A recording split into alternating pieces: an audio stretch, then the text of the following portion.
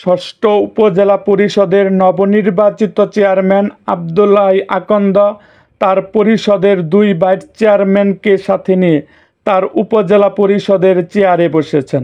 এর আগে তিনি তার কর্মী সমর্থক এবং ভোটারদের সাথে নিয়ে মিছিল সহকারে উপজেলা চত্বরে প্রবেশ করেন। এ সময় তার সাথে ছিলেন বীর মুক্তিযোদ্ধা বশির উদ্দিন, উপজেলা কৃষক লীগের সভাপতি মশিউর রহমান মশিউর, বিল্লাল হোসেন মণ্ডল, সাবেক এমপি শামসুল হকের সুযোগ্য সন্তান তারেক। উপজেলা চত্বরের সংক্ষিপ্ত বক্তৃতায় তিনি বলেন, 7 জানুয়ারি নির্বাচনে মুক্তাগাছায় যে পরিবর্তনের দ্বারা সূচিত করেছেন, 21শে মে নির্বাচনেও আপনারা তার সাক্ষ্য রেখেছেন। পরিবর্তনের যে দ্বারা সূচিত হলো, আজীবন মুক্তাগাছায় এ দ্বারা অব্যাহত থাকবে। মুক্তাগাছায় কাউকে রামরাজ্যত্ব করতে দেওয়া হবে না।